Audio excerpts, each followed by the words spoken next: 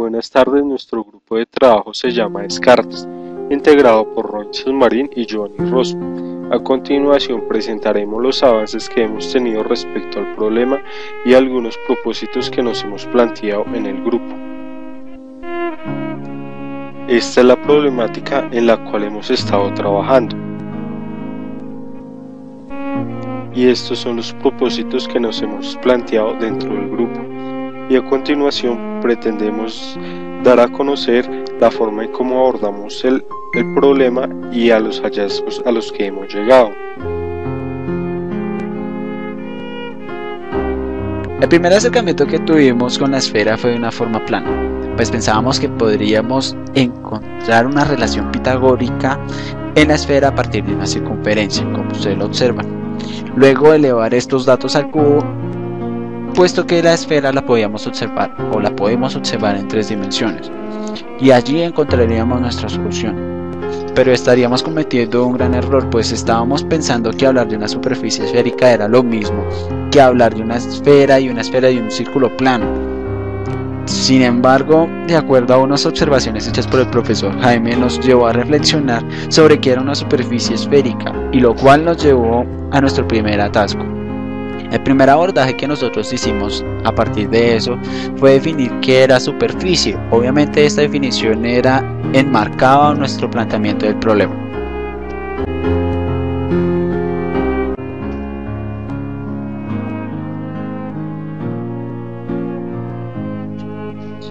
Una de las conclusiones a las que llegamos era que si hablábamos de superficie esférica, también podríamos hablar de su área, y si la pasábamos a su forma plana, sería más fácil encontrar nuestra relación, por lo cual nos surgió la idea de despedazar un valor en partes iguales.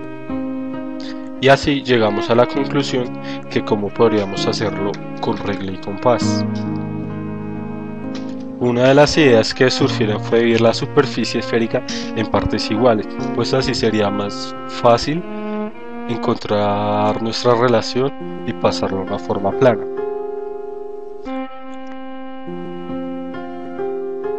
Puede dividir la superficie esférica en partes iguales, para lo cual necesitamos la medida de los lados de los triángulos. Y a partir de esa división empezar a formar triángulos rectángulos, por lo cual dividimos la superficie esférica en 2 partes iguales y luego hicimos otra división que nos la dividiera en 4 partes iguales. Pudimos observar que no se había dividido en ningún triángulo y tendríamos algo como esto.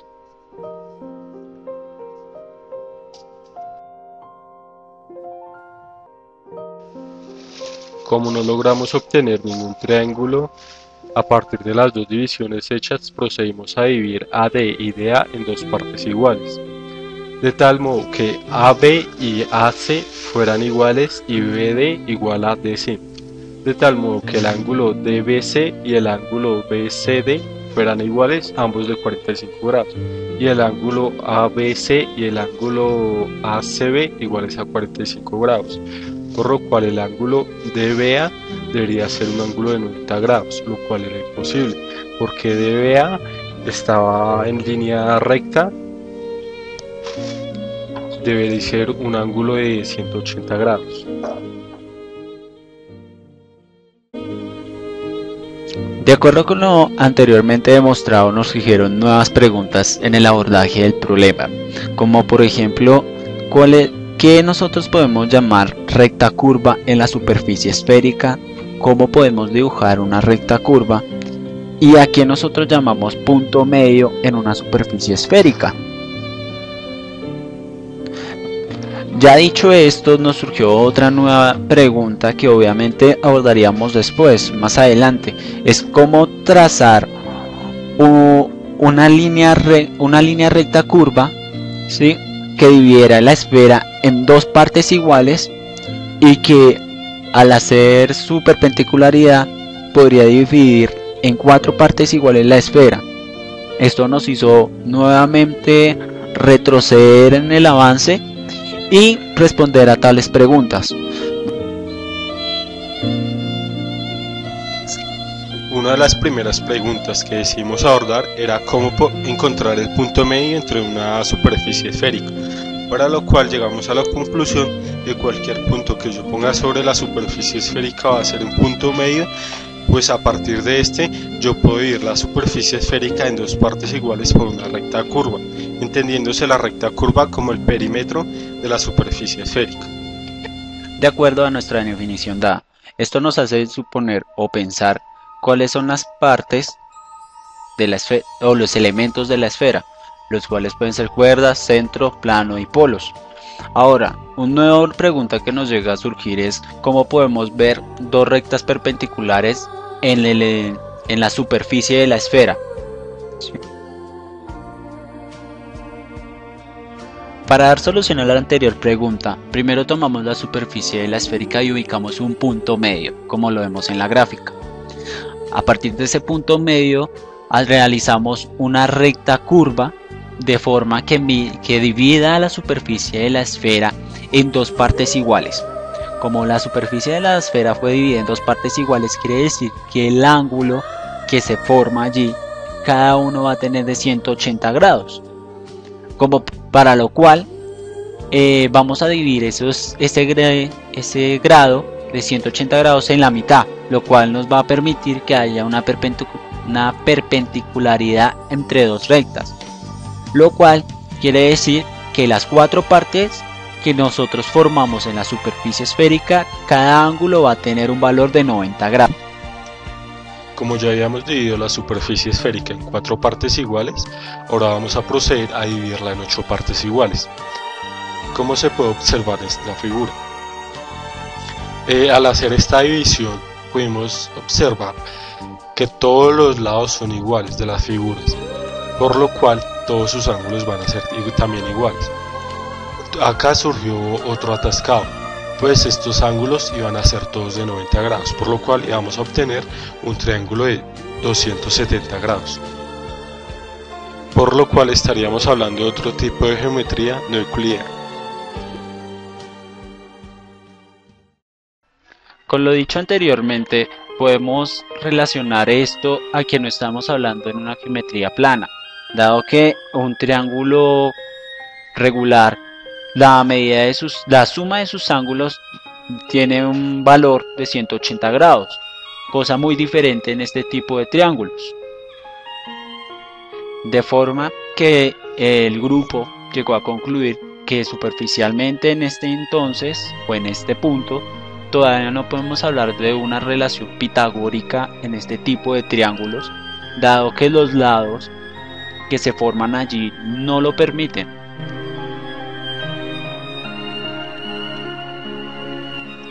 Para demostrar esto vamos a dividir BF en dos partes iguales de tal modo que BC y CF sean iguales y luego procederemos a unir AC, haciendo el triángulo BCA igual al triángulo ACF, pues AF y AB son iguales, comparten el lado AC y el lado BC es igual al lado CF, los dos triángulos van a ser iguales.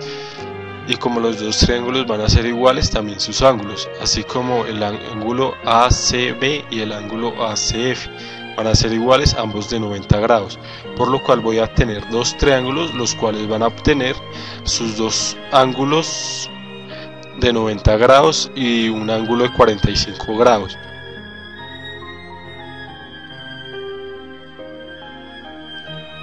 Pues no vamos a encontrar ninguna relación pitagórica, pues no importa en cuántas veces yo divida el segmento BF, siempre voy a obtener que todos los triángulos que se me van a formar van a ser iguales, pues el punto A va a ser equidistante del punto BF, haciéndome todas las rectas iguales entre sí.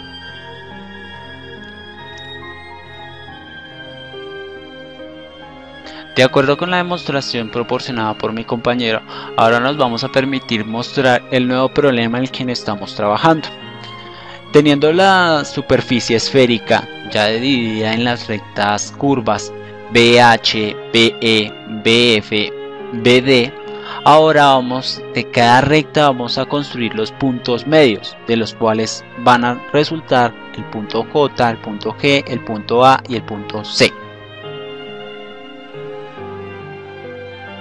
Seguido de eso uniremos los puntos J, G, A y C, de los cuales visualmente podemos denotar que se van a formar triángulos esféricos. El triángulo esférico BJG, BGA, de los cuales podemos decir que son iguales, ya que el ángulo BGJ y el ángulo BGA son iguales, pues todos los lados de los triángulos mencionados son iguales. Ya he explicado lo anterior y lo fundamentamos que sea importante para entender el por qué es un atascado en la siguiente gráfica. Sabemos que el ángulo GBE es un ángulo recto al igual que GBC y el ángulo ABE también es un ángulo recto. Nuestra pregunta es ¿dónde se encuentra el ángulo ABF y el ángulo ABC? Este es nuestro atascado en el momento y es en lo que estamos trabajando actualmente.